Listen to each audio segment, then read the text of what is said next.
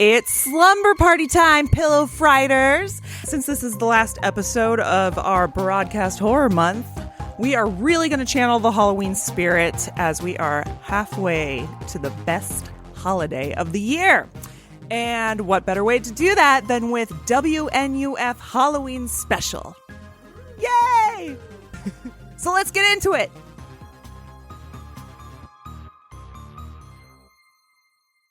I had never seen this movie.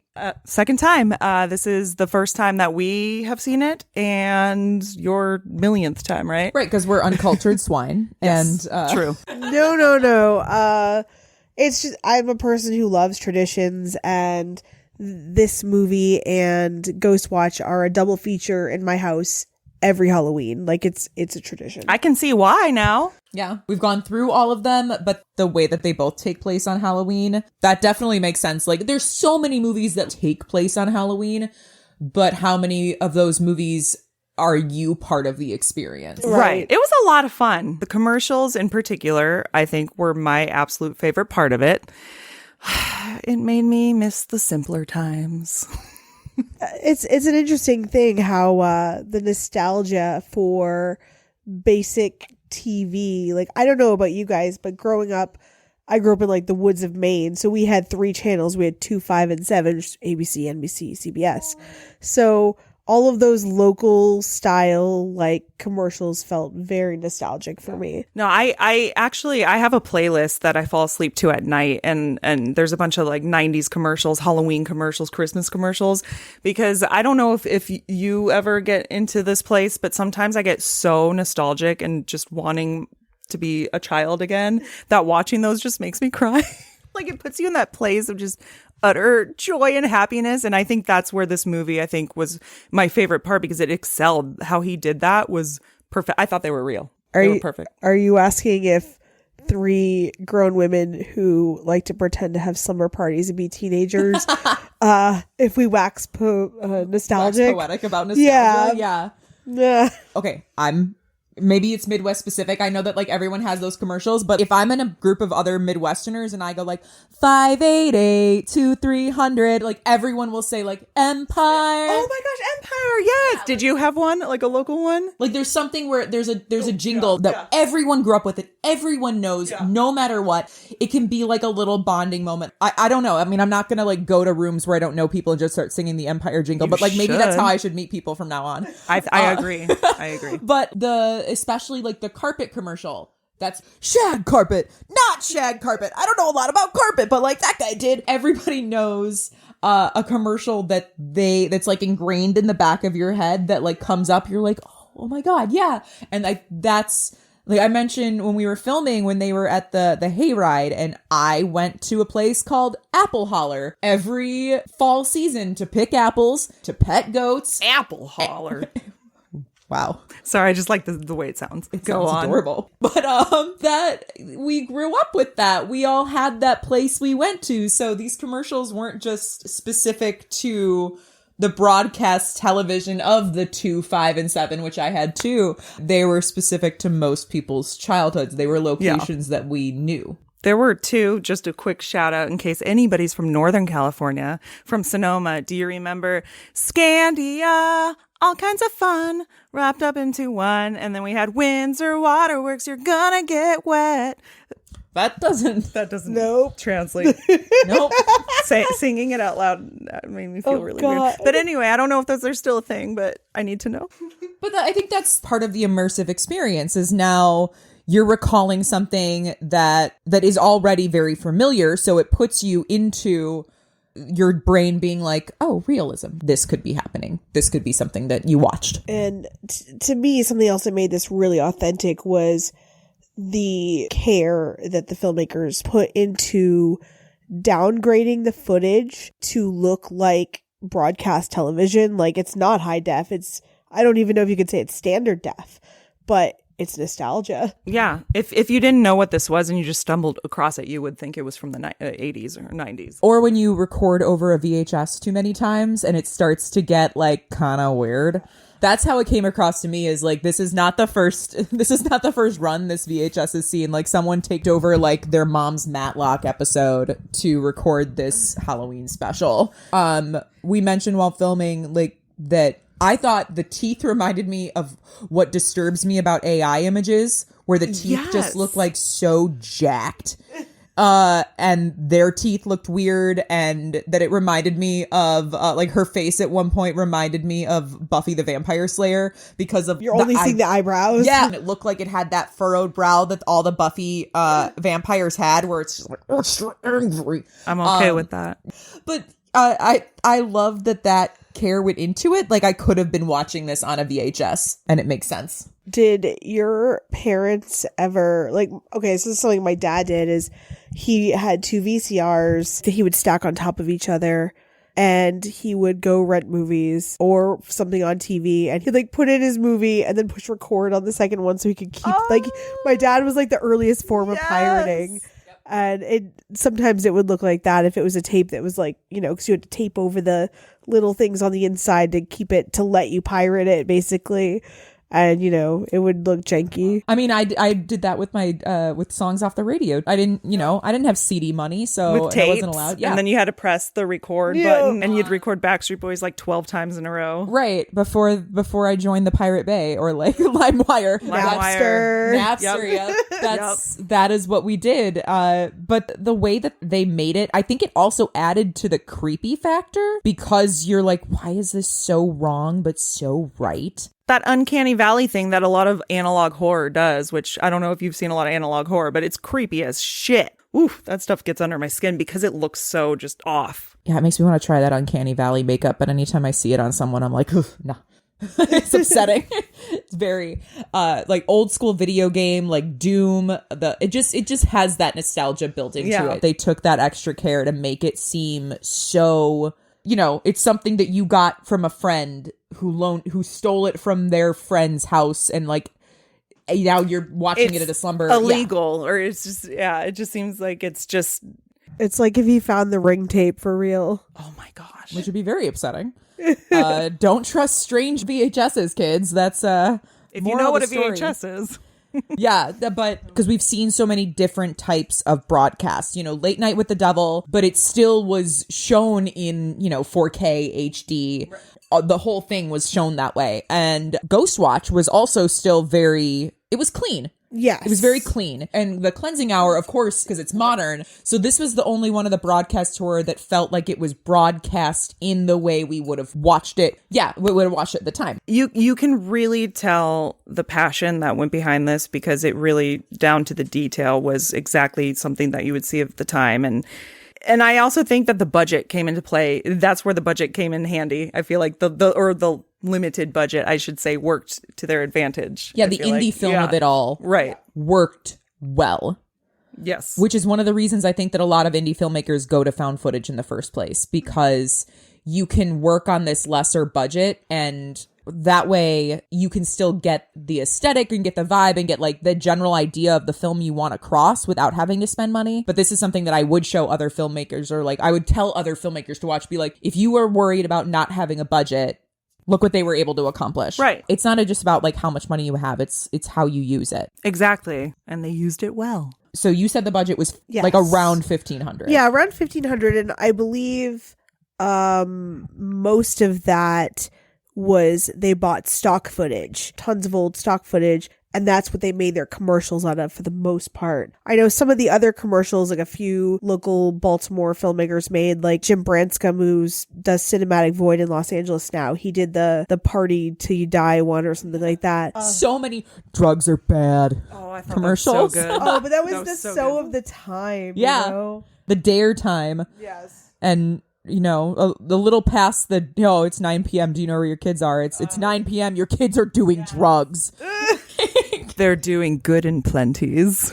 If you saw, you know. I like the way that they involved certain things in the times, like the costumes. You know, of course, we probably saw people dressed as Elvises. We saw people dressed as, there was a Dorothy. I mean, like, TM, like, not a Dorothy, but a Dorothy. Right. And there was, like, a cabaret glitter devil. Like, I don't know. The pumpkin, and then the very the adorable awkward pumpkin. Nosferatu. Oh, she was so cute.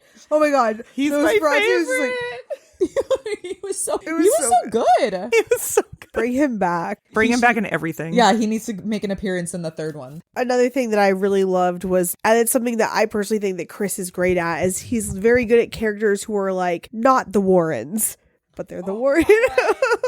I like that was so, I love them, and they're a cute cat. R.I.P. Oh, Shadow. Rip Shadow. Spoilers, but oh well. Just so you don't have to go to does the dog dog die? does the dog die? Which I did was like, did we look at Doug? Does the we dog did die? it for you. Yeah. I mean, that one actually did have a couple. But I will say, just comparing Ghostwatch and this, are like these two are more easily comparable than the other movies we watched, than Cleansing Hour and then Late Night with the Devil. But they were very different in the sense that it was British television versus American television. And I would not say that they are the same movie at all. It was a very different vibe. Of course, there were some similarities, but the similarities were what you would experience with any Halloween episode. You know, of course, you're filming outside. There's going to be a throng of people. Right. Well, and especially back then, 87, right? It was supposed to be 87. Of course, you're like a celebrity if you're there and you're behind the newscaster. I love that one guy that literally the whole time. There's always the one person that's just like, There's always that one asshole. Yeah. just trying to get through. But yeah, I see actually more similarities to, I forget, I should have looked up the name of the episode, but Tales from the Crypt season 2. There's the news broadcaster episode. Because have you seen it? No. Oh, we got to watch it. But it's that similar setup where, you know, it's that kind of like, we got to get the story going in there. But it turns out, I mean, it's obviously the payoff is different. But oh gosh, it was so good. Well, I think a lot of the differences that I noticed at least between Ghostwatch and this were, like I said, because of the British versus American. And I think that's something that you see in a lot of horror in general, is it's very dependent on the location, you know, where we see that like horror from Japan has a different aesthetic, but it's also not just that, it's based on their cultures. And I think one of the biggest differences, like we said, with the audiences, specifically, the audience here was all about like, I'm super hyped to be here and I want to be on camera. Yeah, these people were murdered and it was awesome. Oh, yeah. Versus the British audience was very much like, this was a tragedy of our time and I am so worried about our children. I'm not even gonna pretend to do an accent. Do it. But also the way that the newscaster spoke during it, you know, the British one, it was obviously, we want to keep going and we're doing this for ratings, but it was never so apparent. But for the US version, that Frank dude was like, I don't care what happens, we are filming. Do not you dare cut. He was not nice. No, yeah, he was also a dick. I kind of love Thank you. him, though. I was trying to be polite, but thank you. I'm not going to be polite. That guy, do you believe in ghosts? Yeah, well, that's stupid. Yeah, he's like, oh, do you? He was like challenging, like heckling these people. To me, he came off more as like frustrated, as like a journalist trying to like curate this story and make this really good special. And like, he's like, do you believe in ghosts? People are like, nah, Baba Booey, you know, like, Baba Booey. I like, so it's like him. I felt it was more his stuff. It was dickish, but I felt like it was a lot out of frustration, you know. I could see that. He's trying to take it seriously and like make this scary special that people are going to talk about, and maybe he'll get a promotion and be an anchor. I don't know. Oh, like he can move up. This might be his chance to move up in the world. His last chance. Maybe he'll be in Whiplash later on in life. Maybe he'll be in Spider-Man. Sorry, he looks like J.K. Simmons. So. Even with the stuff with the Warrens, like, you would think, you know, oh, their cat is murdered on set, and the guy's just like, well, obviously a freaking ghost did it, so can we move on? And everyone's like, or we could like, wait, what? Like someone just like eviscerated an animal, and you're just like, nah. Someone breaks all their equipment. He's like, as I already told you, we will talk about this later. Like, I like how it's not like, oh, well, we told you we'll pay for it. He's like, we're going to discuss it later with the producers. Yeah. Meanwhile, this entire time, my favorite part is the priest. He's just like standing there, You called it. You called the I priest. did. I knew it. Nobody stands like there looking like a thumb the whole time. I'm not saying he did. I'm just saying the expression and the way that he was just standing there. He looked like a thumb, and he just did not. Some didn't seem right. Well, you also said like the collar was like didn't fit, like it was ill fitting.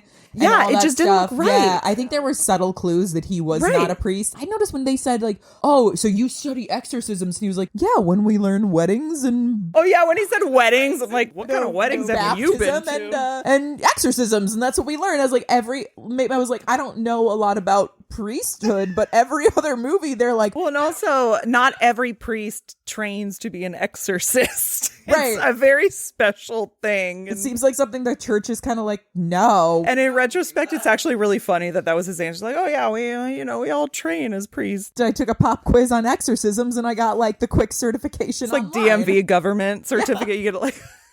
Like, can I just go online and be like, I want to be an exorcist and I want to officiate weddings? Like, but I mean, so once we find out is also when everything is like gone to shit. And he's like, okay, for him saying like, I'm an actor for some odd reason had me like thinking of like Star Trek. Like, I'm a doctor. Like, not That's a nuclear for physicist. The nerds. But I understand too. I understand Star Trek. But that, like, and also the fake Warrens, the not Warrens, the Birkins? No, that's not right. The Merkins? Did you just say Merkins? I said Birkins, but it was like the Bezker. I lost their name. Burger. Thanks. The burgers, because the cat went to chase the burgers. Oh, you're right. Okay, so the burgers are like, they're gone. The cat wasn't enough. It was the equipment being lost, and then they were like, deuces. I just love the poor intern. Our intern Connor's gonna go in. This poor like young kids like making so many mouth noises. R.I.P. Connor. R.I.P. Connor. He got his one shot of, we got to see his face. At least we got to see him. I love that the priest peed all over the stairs. I thought about Friday the 13th part 2 when Amy Steele pees under the bed, but is it the rat or the Amy? Anyway, 5 people will get that. Yeah, I loved that touch because I would be pissing myself too. And we barely got to even see this horrible basement where all these murders happened. Yeah. See, I loved that. You mean in the glory hole? The glory hole. We saw a little nod to the glory hole. I mean, it wasn't a nod, but it was there where we were like, oh, that's crazy. But this is East Coast versus like where we grew up, where like you don't even have basements. And all basements are creepy. Yeah, there is not like your basement can be furnished, but as soon as the lights are off, it's nightmare. And like my basement wasn't furnished, and we didn't have a glory hole, but we did have like a well that went to nothing that always terrified. Well, yeah, because like, well water. Yeah, we had one too. Yeah, it's just a hole. It's a hole in your basement. The water. There's water in there. What? It's not even like a small child could easily fall in. I was terrified that I was going to drown in that hole like all my life. Oh my gosh. There was no like safety over it or anything. It's just like, here's this hole in the ground and this like endless black water. That's what always scared me is like, you can't see the bottom. Yeah. Basements are terrifying. Oh my gosh. Wow. We had an attic. The basement from It Chapter 1 is like, it's so accurate. Yeah. It is my really, childhood nightmares. And especially when the water rose in the remake, I was just like, yep, this is real. I don't like it. So like the fact that they were like, here's a basement. Just kidding. That's actually not the focus of this. Basements are scary because you don't know what's down there and it's like paranormal, and they did it like behind a door, which I think was a really good way. Again, we're talking about like indie filmmaking and the budget. For the most part, all of the like actual murdery action happened off screen. So they didn't have to do the special effects. In kind of the same way, one of the reasons I think that the original Halloween stands up or holds up versus a lot of other movies from that time is because all of the kills and stuff don't happen in front of your face, versus you can like see the gags in like Friday the 13th, and like at the time they looked amazing, but now it's harder. But this did that. So the only thing we see is like we see an axe going at somebody, but we don't see the axe hitting someone in the face. And that shocked me because I had absolutely no idea that there would be a twist in this. Not only the twist of who it is, but I thought this was a supernatural movie through and through. I thought it was like more of a spooky, we're gonna see stuff. But no, it's the freaking Christians. And no, not metaphorically, it's literally there's Christians in the beginning of the movie who are interviewed who just don't Harvest. the harvest. Heidi. Which like probably should have been our thing, is like, why do they call it the harvest? Like, I think while we were watching it, I told you guys this, but there's like this theory, because you know how there's parts that are fast forwarded, and then they're like saying it's like one of the Christian cult members like, were you watching the movie? Like, as so you're the tape you have is the tape that the Christians were watching of like. And that's why they fast forwarded over like the music and stuff. Yeah. See, that stuff gets me. I actually think that's a lot scarier than if this was just straight up supernatural, because then they're showing all the piles of the bodies next to him, and woo. I was not expecting that. I liked it. They were terrifying from the get, where she's on the thing. Y'all are going to hell. Demons are in the candy. Oh my gosh. Wait, what's the band name? Goblins in the Candy? Goblins in the Candy. But like, and it's weird because it really brings this month full circle where we started, and we are not here promoting Satanism or anything else. We started with talking about Late Night with the Devil and how it felt like Reagan era propaganda. And what would that look like to switch it around? And I didn't think of WNUF at the time. I wasn't like, this is the opposite. And then rewatching it, I was like, oh yeah, maybe it is. But I love the flip of it not being. Oh, I loved it. You know, the occultist like guy playing with a Ouija board.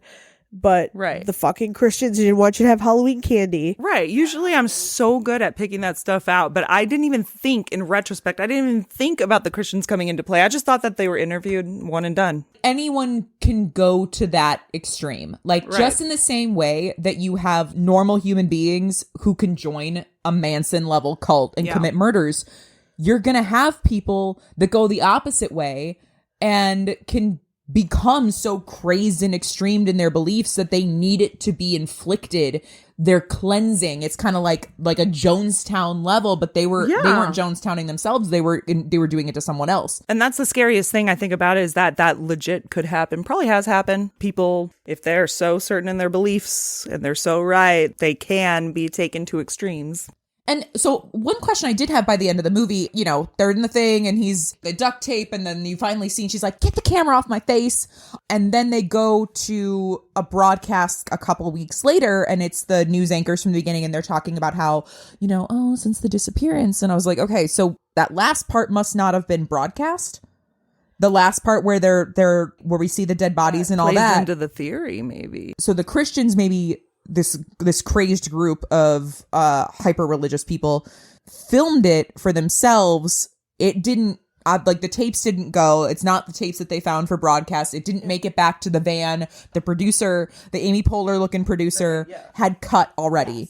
So either the news station saw this and was like, we cannot let this be, or they never got the tapes and they legitimately don't know what happened to all these people, and it's just like a mystery, but they kept it for themselves. And what was the Christians' plan? Because we didn't get that answer. So was their plan that they were going to try and blame it on ghosts? Were they going to try and blame it on the occult, but like another cult? Like what was their end game with how to hide why this happened? Who was their scapegoat? I mean, I think that's where it plays into the found footage genre of it all, where we're not getting that answer. And I know that there's something in part 2, but just don't spoil it, because like I want the answer to that, and if it's answered in another movie, I want to watch that other movie, and I want to go like, oh. My favorite thing, I'm really loving how all of these movies this month have ended, like the final shot, because my favorite thing is how they're just like, nobody, the disappearance, blah blah blah.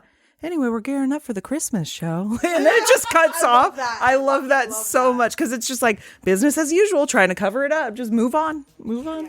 But maybe we should ask these questions to the filmmaker. Wait, what, is he here? I mean, have you guys seen Poltergeist? Well, my dog's name is Tangina. Let's tune in.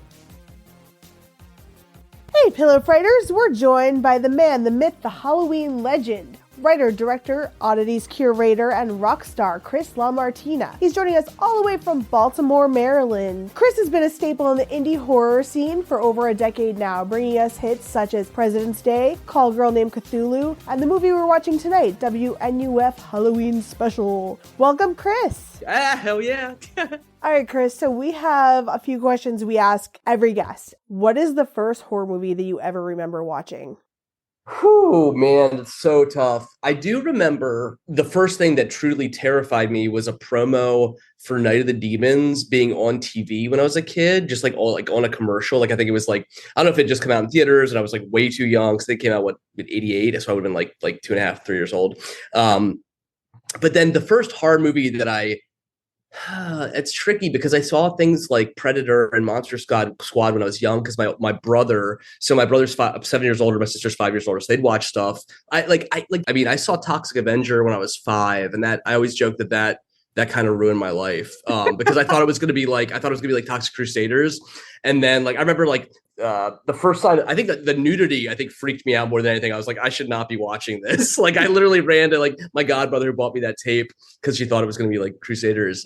She comes back in the at that point the one woman's breasts are covered again, and she's like, "Oh, Chris, it's fine. That scene's over. Keep watching." Okay, so that was your first horror movie.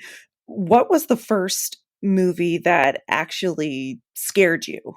So I will say the first time I remember, like not like being like, oh god, like a thing like that, but like truly like being like, I might want to turn this off. I'll think of two experiences.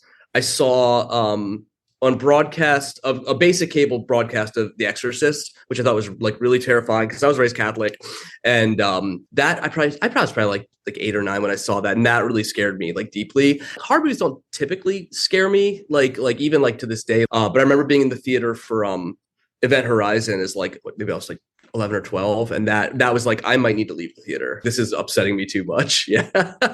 Okay, so if it wasn't Reagan, who is your first horror movie crush? Oh my god, that's so tough. I wish I had time to prepare for these. I will say, I mean, I've always had an immense infatuation with Elvira, and I remember like when I was like I think that like locked in my how much I love goth women. Like I think that's probably like the start, like seeing Elvira Mistress of the Dark when I was like 6 years old was like another very like majorly important moment of my life. But that was probably my first horror crush, I'd say. That's so funny considering who you married. Yeah, I was gonna say for folks listening or watching, yeah, I'm married to a horror host, Aurora Borealis. So we've been doing this whole month of what we have called broadcast horror, and obviously save the best for last. But so WNUF is a movie that we watch every Halloween in my household. Like it is a staple. We watch it as a double feature with Ghostwatch. And I kind of feel like you're going to tell me that Ghostwatch actually was not an inspiration for WNUF. Is that right? So it's really funny because we get that a lot. And I feel like now it's even a weirder ecosystem because it's Late Night the Devil is part of this whole conversation now. So WNUF came out of the fact that it had been, we were coming up on 2 years where my team hadn't basically made a horror movie, right? And I kept thinking about like, oh my God, dude, like I just want to make another horror film, but unless I make a found footage movie, there's no way I can make another movie this summer, right? And this was like coming up on like the second year we hadn't taken a summer to make a film. And I kept thinking about like all the reasons why I hated found footage movies, like why at least why I didn't like most, right? I wrote this list. I wrote like, okay, well, like, why are they even recording this, right? If you buy a movie with a UPC code, or if you stream something, it makes no sense, right, in that context. The other thing that I'll say there was I was also like the idea of like a found footage movies to me were so monotonous, like one location, minor characters. All my films that I've made up to that point and even after are ensemble films, right? There's like a huge ecosystem of characters, like really speaks to my sense of like community, and like that was one thing that did not attract me to the genre. So that, and then also the conceit, like with most found footage films, you know, it's like, why are they filming this, right? Like there's like, you know, it makes no sense. So I started thinking about those things, and then a couple things that I am obsessed with spoken word, so not Halloween novelty records, spoken word horror stuff. Like that's like the big thing I collect on vinyl. And there was this one thing, I'm from Baltimore. I basically grew up with all this sort of mythos around Edgar Allan Poe. And years prior, I'd heard about a recording where they had done a seance at the Edgar Allan Poe house and broadcast it over the radio. And I was like, man, I've been like trying to track down a copy. Like I like fiendishly looked for it. I ended up actually talking to Jeff Jerome, the guy who was like the curator at Poe, and he was saying, yeah, it was broadcast, and we didn't get anything during the broadcast, but afterwards, all the tech guys were like, after we recorded, they heard all this crazy shit playing back tapes, but the recordings are like long gone. But anyway, I'm getting way far away from your question. So that thing stuck in my head, and the idea of making a found footage movie, and I wrote down, and you're going to hear my cats because I haven't teed this up yet. We're living in a hotel right now with 2 cats because we are renovating Melissa's bathroom. So if you hear cats yowling for food, it's this is my life at this moment. And also, if you're watching this, that is not any type of art I would have in my fucking house. There'd probably be a picture of Freddy Krueger if we were in my house right now. But okay, so there is sort of this thing that like culturally that the broadcast from a haunted house, right? There's this old radio show, I forget what it is, but where somebody does a live broadcast from Frankenstein's castle, and then Frankenstein's, I think it's from like the 30s or 40s. There's obviously, I mean, this probably was more of an influence Television Terror, the episode of Tales from the Crypt, which, you know, was the comic, and I'm a huge horror comic fan. But Ghostwatch was never, and I'll go down my found footage list in a second, but Ghostwatch was never really an influence because, one, I didn't know it existed. I mean, I don't think it was even commercially available in the United States till it was on Shudder, right? That was not the kind of thing that would have been in like a Catalog of Carnage or like a Video Search of Miami. So I think it's always weird. Like, it's always made me a little sad. Like, man, one of my moments that always broke my heart was somebody I really liked was, oh my God, was it Adam Green? I think when WNUF came out, was like, oh, is that the one that ripped off Ghostwatch? He like said that on his podcast, and I was like, dude, what the fuck? Like, you're like, I think you're so cool, and like, I don't know, I'm so not familiar with that. And ironically, years later, a podcast I was on had Leslie, the director of Ghostwatch, and I on together, and we got to watch each other's movies. And because I didn't even see it till I was like, oh shit, I'm gonna be on this podcast with her. Like, I really need to watch it. It's really great. I think they're very different, big time tonally. I mean, let's not even talk about budget. Like, she had a fucking network, but like, I think hers is, if you're looking for a horror scary thing, I totally get it. If you're looking for more like you know, nostalgia and just sort of like a weird like just vibes, I think WNUF is I think the WNUF movies specifically have been sort of like what I would like to consider like you could half watch, if that makes sense. Like, and like I like that because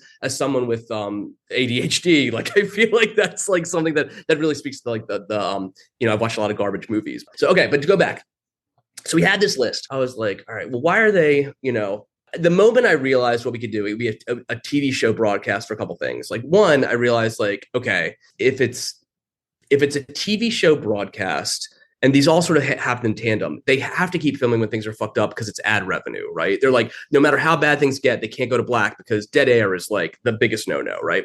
And then I was thinking about stuff, the idea of like, okay, even if we have a smaller cast, the whole idea of like breaking up the monotony. Oh, here we go. Special guest star, Ezra. Oh. But anyway, so, but the other thing was that idea of break up the monotony. I was like, if it's a TV broadcast, it would have commercials. And there was sort of this moment where I was like, holy shit. And I was working in advertising at the time. I was, I think I was still producer director then, but then I like within the year after WNUF, I was the creative director at this digital agency. And all the things that they would never let me do, I was like, oh my God, I will write all these dumb commercials. I will like drown myself in puns. Like it was a really, really fun experience. But the commercials was the moment where I was like, I'm stoked about this movie. And I thought I was like, nobody is crazy enough to make a movie like this. And I've a joke since then. I was like, dude, we're the crazy nobodies. Like, I'm going to make a movie in a time where people, you know, at least in Baltimore film circles, bragged about shooting their movie on a red. We shot a movie that was standard definition. And I was so obsessed with like, you know, like Satanic Panic stuff and just old, like, I mean, before we wrote WNUF, my godmother, who got me that Toxic Crusaders tape I mentioned, had all these, like, she had like 4 hours news recorded of when the Challenger explosion happened, right? So this is like, my godmother partially raised me. Like, I spent so much time with her growing up. And like, I went to her house and got all these local UHF broadcasts of stuff as inspiration as I started writing the treatment, the beat sheet. And it was just it was such a special experience. Like I remember going back and watching old episodes of this show called People Are Talking, which is a local show. And like the topic was like, if your kid's wetting the bed past like, you know, 5 or 6. And it was like, this is amazing. Like, this is just like such a time capsule. And the commercials it was just so inspiring. But the third thing I brought up with the found footage stuff was by putting a movie on VHS or by putting a movie on DVD or streaming, you know, it's not real anymore. whatever. And initially what I thought about with WF was like, okay, if we make it look like a crappy old bootleg tape, like the VHS part of it, like shooting at standard def and like basically distributing it in this weird way only on VHS at first. I mean, initially the first couple months we're literally leaving VHS tapes in the bathroom at horror conventions, or like throwing them out the window or leaving them in thrift stores. And we'll probably like 50 or so tapes that were like done like that. But like that whole idea was, and putting it on torrent sites, because if you go on a torrent site, like it was on Cinemageddon for a long time, it probably still is, you would be like, oh shit, like it feels more real. And we put it on Cinemageddon with a fake explanations like, oh yeah, my godmother Lulu taped this for me back off TV in the late 80s, like she's the best. And like, so I think initially somebody even commented like, thank God for Lulu or something else. So sweet. But yeah, so that's like the long story of saying that. Like I think Ghostwatch is, I'm certainly not throwing any shade there. I think Leslie is a beautiful human, and I think Ghostwatch is incredibly impactful. So I just don't want people to think that I was like so many times I'll get reviews where they're like, oh, they just wanted to rip off Ghostwatch, or like, oh, they're just an American, doing the American version of Ghostwatch. I mean, I do think it's an American version in the same that it's dumber and simpler, you know, but like also sleazy and more exploitative in a different, sort of more capitalist way. So. Yeah, that's funny that you mentioned Tales from the Crypt, because I kept thinking about that while we were watching it. It reminded me more of that than Ghostwatch, actually, that episode. I think it was like season 2. But this was made on like zero budget. It was what, 1,500? Yeah. How? Well, when you're not in Los Angeles, no, I'm just Fair. No. So what I'll say is that was like hard costs, like out of the Midnight Crew budget stuff. What I will say is, I mean, we shot 40 some pages in what 2.5 days at the Weber House, right? So there's very low cost. And I will say, if you talk from a budget standpoint, I mean, nobody got paid, nobody. So like that's the biggest important thing, right? I mean, like, don't get me wrong, like we would love to pay people, but up until that point, the movies never made us money, like at all. And even then, like after WF has not been as lucrative, I think, as it's been lucrative after I got in bed with some like trustworthy people like TerrorVision. But I was gonna say, like, I think like there's definitely been some times where I'm like, man, like we signed really bad distribution deals for a lot of our films. Like back then when we were even just sourcing VHS tapes to shoot on, like a VHS tape I could get for like people would give them to me, or like, like $5 for $1 or something like that. Now it's like, even for the WF sequel, sourcing them to put out on tape was like, it was bad shit. Yeah, but I don't know. I mean, it was truly $1,500 because nobody got paid. I mean, like I did so much of the jobs, the technical jobs myself. We didn't even rent gear. The gear we shot the movie on was, I used to work at a TV station, hence sort of some of the language of film that plays into how WNF is paced or what they do. I mean, like it was brisk. We shot it in October 2012, Friday night at the Weber House, Saturday night at the Weber House. And then Sunday, we literally just did like 2 quick scenes that we probably could have squeezed in on Friday, but we did it that way because we didn't want to set ourselves up for failure, right? What were your initial expectations for this movie? You said, you made this because you needed to make a movie, but what did you expect to come from it? It's a really good question. So I have realized that, like, I've never been someone that says I make art for myself, because I think that's kind of like bullshit. Like, it's like nobody just like paints a painting that buries it in their backyard, right? But I have understood why there's certain things that get you so excited that you might be like, no one else is going to get like this as much as I care about it. And WNUF was the first time where I was like, oh my God, like I've heard people say this before, make the movie only you can make. And when I think about WNUF, I'm like, okay, I worked in television. I fucking bleed Halloween. Like literally for the last, I've been doing it for probably 15, maybe more than that years. I would make Halloween mixtapes of like, and for the first 10 years of it, I refused to use the internet. So there's the TV connection. And then I was working in advertising. So when you thought of this like sort of weird connection point of like making the fake commercials, having a background in local TV, and simultaneously just wanting to make the most Halloween centric film. And plus, like, honestly, like the whole shot on video angle, I can't stress this enough. Like, it was not Jaws or like The Exorcist that made me want to make movies. Like, what made me want to make movies are probably 2 things: seeing a version of Evil Dead on Sci-Fi Channel that's extremely edited. But the bigger push was what I will always call the punk rock, like the Ramones equivalent of filmmaking to me. And that was shot on video movies. Like when I saw things like what Eric Stanzi was doing with like Savage Harvest, or what Jared Bookwalter was doing with Dead Next Door, or, that was shot on video, that was Super 8. But like, what he was doing with Ozone or Polymorph, all those movies, there was something that was like, holy shit, like I know this doesn't, I mean, it looks like a fucking soap opera most of the time, right? But like, and maybe that's why I loved it, because my Nana and my Lulu, we would all watch soap operas every, when I was homesick. But like, but like my whole thing was like, there's some moment where it felt real, where I was like, holy shit, I can make a movie. Like I could totally just like get my friends together and make a movie and actually get it, on the shelf at my local mom and pop store. I mean, those wouldn't go to Blockbuster then, but that was why I always liked mom and pop stores, where it really felt like you could find like this really weird, esoteric, just like really DIY type stuff. And I've always like, the more and more I sort of flirt with a professional career, I'm like, oh God, you're just giving up control, and then you can't be as weird as you want to be. Like, I'm like, I don't know if that's, I guess I'll just work in corporate America, which I do enjoy, and I do it for a living. But then I'm like, the art is always like safe, like from being ruined by someone who doesn't get it. But when I went into WNUF, to go back to your original question, was like, Jimmy reminded me of this. So Jimmy, my frequent producing partner, although we haven't produced a movie in God since What Happens Next Will Scare You, but still one of my best friends in the world. And we wrote WNUF together. He's one of the writers with me, and then produced the film. So he told me something recently that I forgot about, and he said to me, he's like, Chris, no, do you yeah, this is what he said. He said, Chris, do you remember what you said to me when you realized this is what you wanted to do for our next film? And I was like, no, what are you talking about? He said, no one is going to like this movie, but we're going to make it anyway. And that was my mindset. Like, I was like, I was convinced I was going to make a movie that was so for me, that was just like something that I was excited about, like one of my Halloween mixtapes, that no one else would sort of be into it. And then when people started giving a shit, I had this weird moment where I was like, holy shit, dude, if you make stuff you really are passionate about, you will find your what's the term? You're a fanatic or whoever. Like, and I think the WNF movie was like, whenever someone says they watch WNF like every Halloween, or say it's one of like their favorite things, or something they show to friends all the time, like that's when I know they're like my tribe, that they're like my people. When I was going through footage to make this movie, there were just so many moments where I found things where I was like, holy shit, like it just felt like a kindred spirit of some of this footage we were going through. And it was also, it was, how do I say this? It was incredibly rewarding the entire time, which is not something you can say about movies very often, but yeah.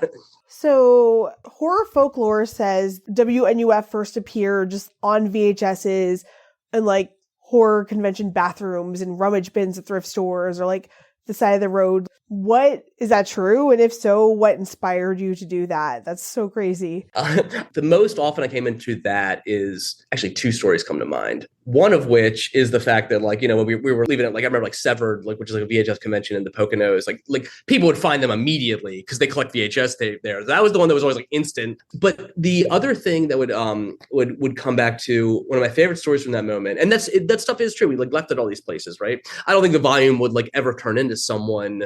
Like it wasn't like I did like 1,000 of these, right? Or not even a couple hundred. Like it was very, very limited. So like what I'll say is my favorite story from that experience was the year after it came out. A buddy of mine who got one of the tapes at that VHS convention.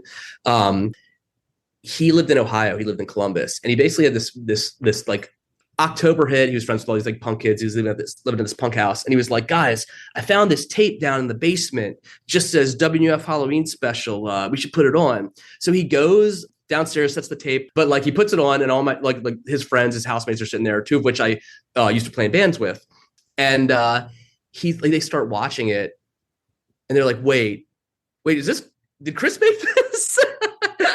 So like it was like one of those things where, and the guy who showed the movie, I think that experience is like what it was so excited about the response to me, like people wanting other people to believe it and trying to curate that experience. One of the early reviews of WNUF kind of joked and said it's not so much a movie as it is an experience. And at that point, that was a point in my life where I was like, holy shit, fuck movies. I just want to make experiences, because that's like really awesome. And that's something I think as I think about what else we're doing with the WNUF franchise, or you want to call it. You brought up another thing. Hold on. Let's see it. Like I didn't take my Ritalin today, so let me see if I can even remember this.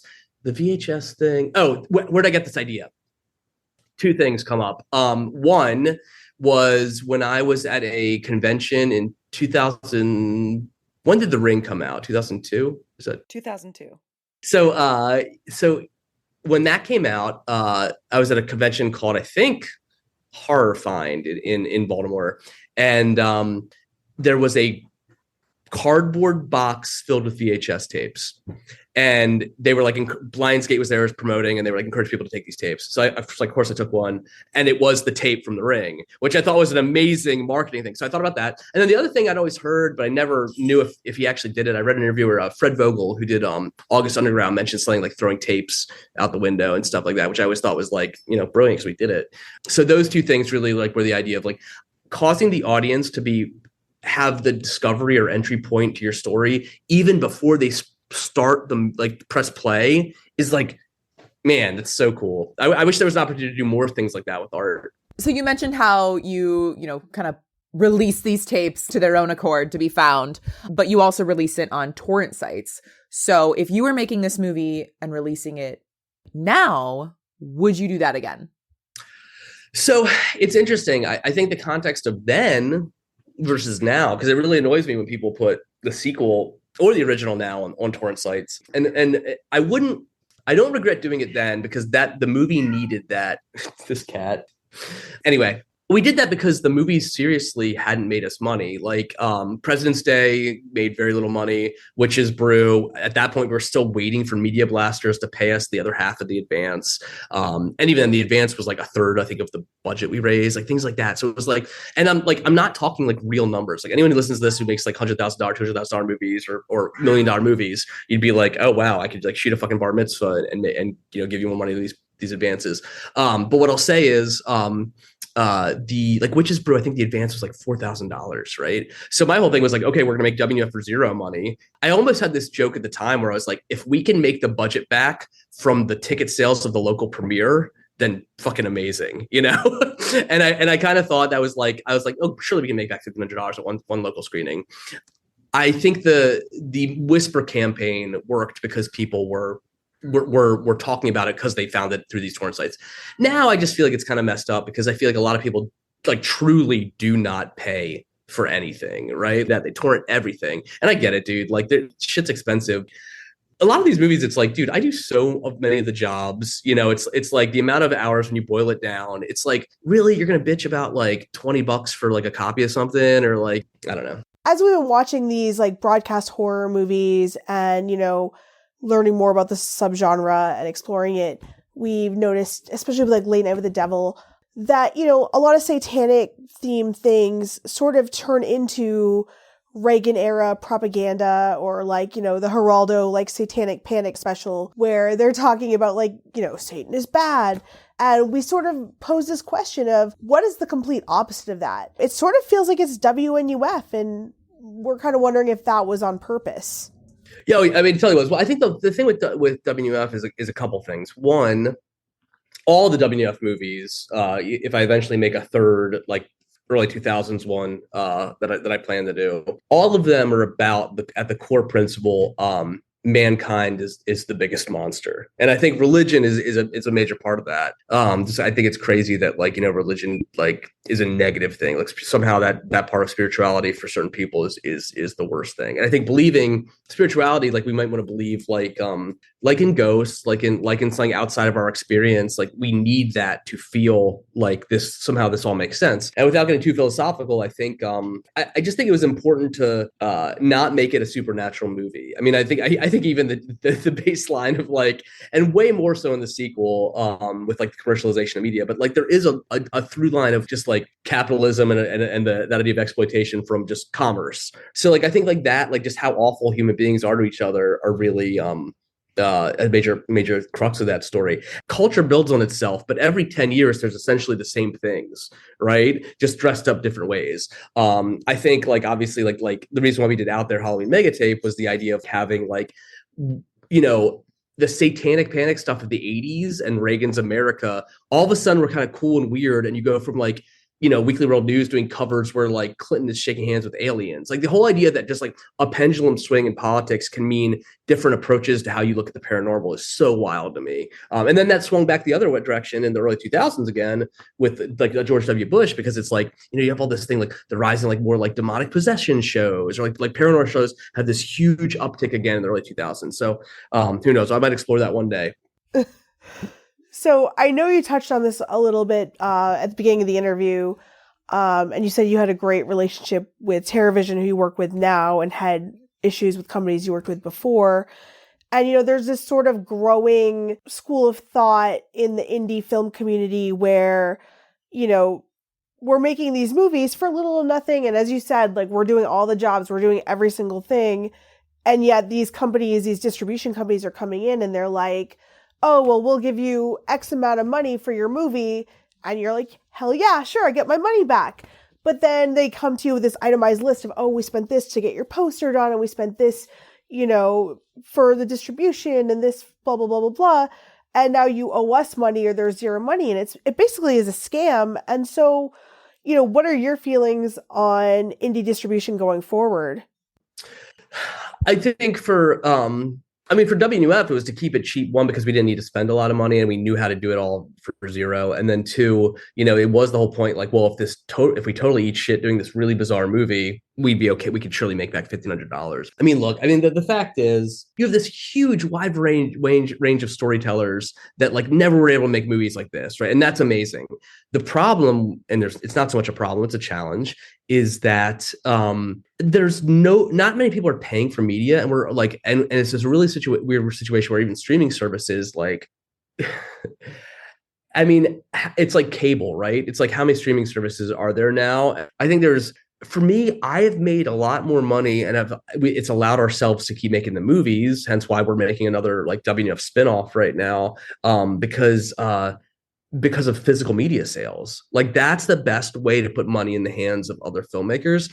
And what I'll say about TerraVision, I think Ryan is incredibly trustworthy. I've worked with a lot of other distributors that really do what you're talking about, where it's like, oh, did I just like basically like pay for all the people that are on salary for you? This isn't about my title making this money, but that is really what happens in a lot of these places. And then there's so much, like, I lived through some stuff which I don't even think I'm allowed to talk about out of respect for Ryan. But with some other people that just what they did to filmmakers was awful. Like, charging us wholesale costs that were more than what they started selling the DVDs when they were eventually getting rid of them, things like that. So like, I have to say it this way. It's like, the joke is, oh, do this project for free and you'll get exposure, right? And then you die of exposure. But what I was going to say is, it really depends who you're talking to, because if you're going to have exposure from a company that doesn't promote it, doesn't have a wide net, it's not worth going with the distributor at all, right?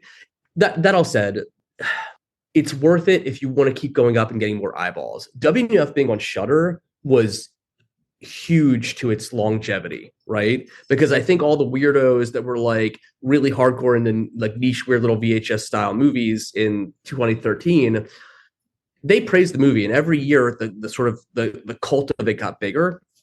But like, it was Shudder and people who don't even have physical media anymore that really helped me. Like people are like, oh my God, I love that movie, But what I'll say is, elephant in the room, when somebody pays for you to streaming rights, it's an X amount, X thousands of dollars for X many years. Every single time I sell a DVD or a Blu-ray, it's like, that's like hard cost that's going right in, where it's like the same people could share their account with. I'm not going to sound like I'm not going to sound like Lars from Metallica right now, but like, I do think it's important to be like, shit, dude, if you like these people making movies, you've got to find a way to do that. And also, that's one of the reasons why I will never shame people who do crowdsourcing. It's one of the reasons why I still like doing it, because it's essentially testing your market. Like, is there an audience for this? Yeah, for sure. So I want to take a second to talk about Frank, good old Frank, who reminded me personally of J.K. Simmons. I don't know about y'all, but he doesn't have any other credits. I haven't seen him in anything. Where did you find him? Oh, Paul Fahrenkampf. Yeah. So Paul Fahrenkampf, who plays Frank, I will tell you a couple things to that. So we had worked with Paul. He played a detective in our film President's Day. That just came out on Blu-ray, a special edition from TerraVision. So Paul was in President's Day, and I really enjoyed his company. We would we had a kind of a slow crew on that one, and like while they were doing a lot of like light turnarounds and things like that, I would hang out with Paul, and he's a chain smoker, and I just found his natural demeanor so charming. What always happens if I like someone as an actor, I ask them, I was like, what's a part like you would want to play that you like would never have the opportunity to, like, and I honestly cannot remember what Paul said to me in that moment. The reason I bring this up with Paul is I wrote the movie for Paul. Like, it was literally like, what would Paul's, and that's a good thing to think about with any actor, right? Like, look at an actor, be like, especially character actors, what I'm trying to say, but like, what would be the movie where they're the lead, right? Like, what's if Dick Miller was the lead, what's he get to be in? If like, I don't know, but like, when he auditioned for it, because I don't believe in just giving people roles unless you're really up against the wall. He came in, we did two things. We had him improvise like a report, right? And then we also did this thing where I was like, talk to me in character. I'm going to ask you interview questions, and you have to interview.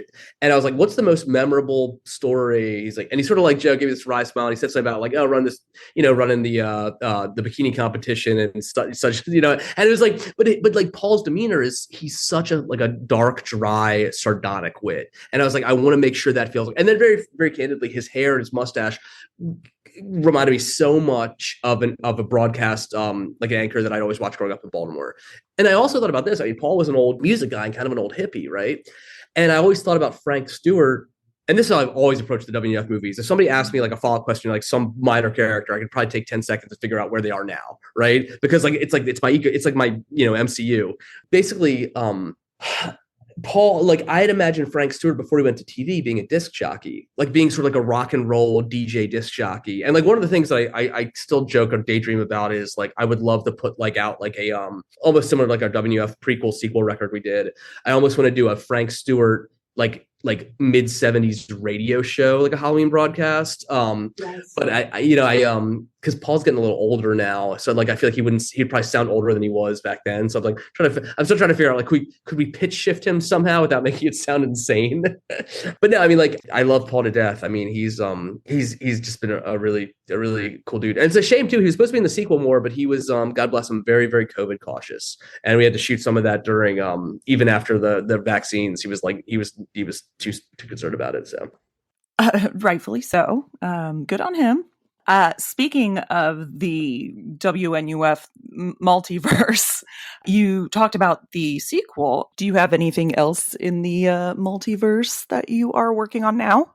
Yeah. So we're literally, I mean, almost done production on it, but I still have all the posts to do on a spinoff. So I always joke about the WNUF movies being a trilogy, right? So we done the 80, 87, did 94, 96 with Out There Halloween Mega Tape. And the third one, I think, will be, I want to say 2004 is what I'd like to talk about, like sort of like that post 9/11 George W. Bush America. Just kind of think there's so much interesting stuff to unpack there. But I still think that I need more time to sort of gestate on that. But right now, literally, is it's not even a movie. It is truly a Halloween special. Like, if it's over an hour, I'm kind of concerned. It's called Trick or Treat with Reed Richmond. So Reed Richmond is like the sort of cult classic hero in Out There Halloween Mega Tape. He's played by as I like to call him, my third grandpa, George Stover, who was in a bunch of Don Dohler and some early John Waters films. And it is quite literally, the character of Reed Richmond doing the history of Halloween, talking about the mythology behind like vampires and werewolves and like mummies and like this legend of Frankenstein. So it's like this weird thing where it's like, it's an excuse to just make what is essentially a mixtape or a background tape, but it's not gonna be like a feature. And I think that's like I have some plans, like how it's gonna be packaged and how it's gonna be sold. But yeah, trying to think. Yeah. WNUF, then we did the record. So WNUF TV 28, Frank Stewart Investigates Halloween. Then I did Out There Halloween Mega Tape, and then we're doing this Trick or Treat with Reed Richmond. But that won't be out till probably 2025. So since we've been talking about WNUF and Late Night with the Devil and the other movies that we're featuring this month, what do you think of the future of this sub found footage genre that we're calling broadcast horror? Mm-hmm. The thing I think about a lot is like, this resonates with like broadcast horror resonates with us because there's like this sort of interesting nostalgia to like us growing up and the shared experience of everyone having a similar media diet. That is one of the things that I've really tried to explore with the WNUF movies. And then I'll pivot to the larger ecosystem. But like the WNUF movies for me was like, oh, I can talk about this whole idea that like there was a collective consciousness where like half the town in the 80s only had 5 TV stations, right? So they had like very, very things. And I bring this back to the point that we love this stuff because it feels like a window into our past, and it's like cinematic comfort food. I'm curious what's going to happen as kids start aging up, and what are they going to be nostalgic for? Like, I feel like there's going to be this moment, and even now you're starting to get like creepy pastas and things like that are more like, those were essentially like the horror VHS section, right? Or like in the 50s, like I think the reason Creepshow exists is because Stephen King and George Romero read EC horror comics. And I think you'll see a lot of stuff going in the future about like dark web stuff or things weird like that, or like some sort of social media challenge. But I think what we're really losing is our ability to connect with people with similar art experiences. Because like, I mean, if somebody references a Taylor Swift song to me, like they think it's popular, I don't know that. But like, I mean, like I could talk about politics because I think that's the same experience for everyone, meaning this, you see the same events, not the same experience, because algorithms, I'm going down a road here. But anyway, I should have fucking taken my fucking Ritalin. But I was going to say, I don't know, man. Like, I'm curious, like the analog horror stuff is cool, but I do feel like it needs to, like there's just as much bad stuff as there is good stuff. And I think that's everything. What advice would you give like the next generation of monster kids who, right now are making movies in their backyard and they see what you've done and kind of want to do that DIY punk rock aesthetic of making your own movie? What advice would you give them? If they are doing this strictly because they love it and they just want to tell stories, and I think that is why you should do this, I would tell them to just like create as much as possible and say no to opportunities as little as possible. I mean, do the things you want to do, obviously, but I found like I learned so much, experienced so much by saying yes to everything. And not the most important thing I can say is, dude, don't wait for the money. Like, just make it cheaper, change the scope. And like, if you have a wild voice, if you have this sort of innovative, just personal way of expressing yourself, you'll find your people. Like, you'll find the folks that like I think it's still really special that I have people that have followed me since like Dead Teenagers, or like the first Shaun video movie I made when I was like 18, right? I'm what I will also say, and this is like a joke, but it's not a joke. If you want to do this for a living, you should think about how you are going to look constantly relevant on social media. And that a lot of times means doing something like almost being more of like an influencer versus just your artistic voice, which is a slippery slope, because the more you're getting better at PR for yourself, how much time are you injecting into your craft? It's one of those things where that is like, people look at your followers now and they think about, who do they give deals to? Or like people look at like, well, if we put them in that movie, they're a terrible actor, but if we put them in that movie, that'll have X amount of analytics to turn into a number of sales. That's why I don't think I've ever wanted to pursue this as a career, And I hate saying this because like there are people that should pursue it as a career, that have a passion, that can't do anything else. But like, if someone is young, I have to tell them like, dude, enjoy your life. That should be this. And if making art and enjoying your life like have to be running parallel, then okay, do it. It is art. At the end of the day, it's art. And like making art should be fulfilling of itself. And I don't think it's insulting to have a full-time job while simultaneously doing it. It gets difficult. But I always used to joke, you have to have something that lines your wallet and you have to have something that lines your heart, because otherwise you'll be in deep shit. Yeah. I don't want this to be depressing though. Like I can't stress this enough. Just constantly make stuff. And like, you got to find time to do it, because I mean, for me, it's like a drug, right? Like I could either, work all night on something that excites me like that, or I could like, get drunk or smoke pot or something. But like, I have found the most constructive use of my addictive tendencies has been making art. And I feel like there has a much better return on its investment. So you also have a amazingly talented wife, Melissa, and you work on her show and her movies and also your band and live theater as well. I mean, you're doing so much. What else is there? Okay, so I will start by saying I have a big boy corporate job. I'm creative content manager for a large global company. And that's been a really neat experience. Before that, I was a creative director at a couple different ad agencies in Baltimore. And I think going into house was like actually really interesting. And like I find the whole ecosystem of agency life and it being in-house marketing very fascinating. So I do that. That's what is pays the bills, pays our mortgage, why we can live in a hotel while we get something renovated. And then outside of that, Melissa and I, we play in a surf punk band called Beach Creeper, which is like literally all our songs are about cryptozoology and monsters, like at the beach. And we have a record that's coming out this May called In Surf Of, a little homage to Leonard Nimoy's In Search Of. But yeah, like literally like songs about Bigfoot, songs about, Dracula putting on suntan lotion, things like that. And then what else do we do? I mean, Melissa is a horror host. She does Shocktail Hour, and that is an in-person event in Baltimore. But then she also does a lot of the special features, like for TerrorVision releases. And then she hosts. But the big thing she does is host Blob Fest every year. So every July in Phoenixville, Pennsylvania, where they shot the Blob, she hosts this big Friday night run out. So in Blob, when the Blob attacks the movie theater, everyone runs out of the movie theater screaming. They redo the running out of the theater screaming every July. And we do this big stage show where she hosts it. Our band is like her backup band. I do all these segments because on our Shocktail Hour, oh my God, and I'm so insufferable when I do this. I'm Party Werewolf. So we put crepe hair all over my face, and like Melissa dreads doing it because she knows I'm going to complain the whole time while I'm getting crepe hair on my face.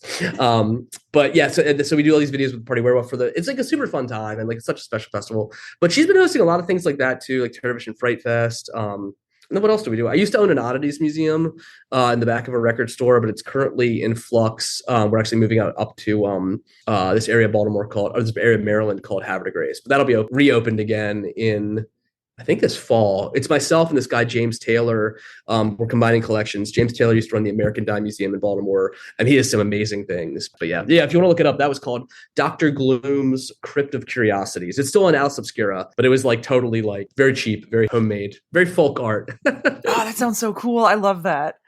Well, aside from all of that, what is coming up next for you? So the latest thing, and it's funny, I realized I didn't even talk about the Amanda the Adventurer stuff. Like that's probably the biggest thing, and I like totally glossed over that. Melissa, my wife, wrote Amanda the Adventurer, which is this horror video game, sort of like analog horror video game that's done really well, and we're actually both about to start working. Well, she's already written the sequel gameplay, and we're about to co-produce and co-direct the cutscenes for the sequel. So that's another great thing we have going on. But no, what can you expect next?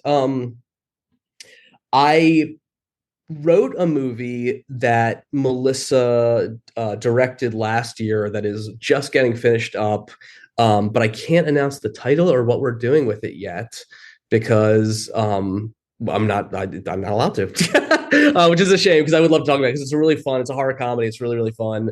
And Melissa and I actually both act in it a little bit as well, and it's I'm really excited about that because that's her first feature she's directed, and she basically produced the vast majority of it. She kicked ass. But then the other thing we have going on, Trick or Treat with Reed Richmond, or if somebody hasn't seen the WNUF sequel out there, Halloween Mega Tape, you could go on our website, WNUF.bigcartel.com, and you can buy all kinds of stuff on there. And then what else? I don't know. I guess that's the major stuff. I mean, yeah. This is you'll get a kick out of this. I turned 40.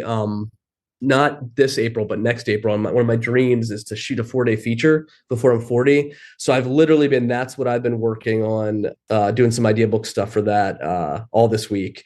So yeah, that is going to happen. That is going to happen before this time next year.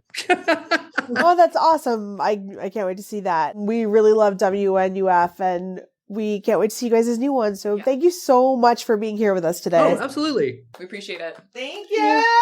Thanks. All right, Ghost and Ghouls, there you have it. That is our halfway to Halloween episode. If you enjoyed tonight's slumber party, make sure that you follow us on wherever you get your podcasts and check in for the rest of our broadcast horror month to see all the other films that we discussed tonight. Until next time, sweet screams, everybody.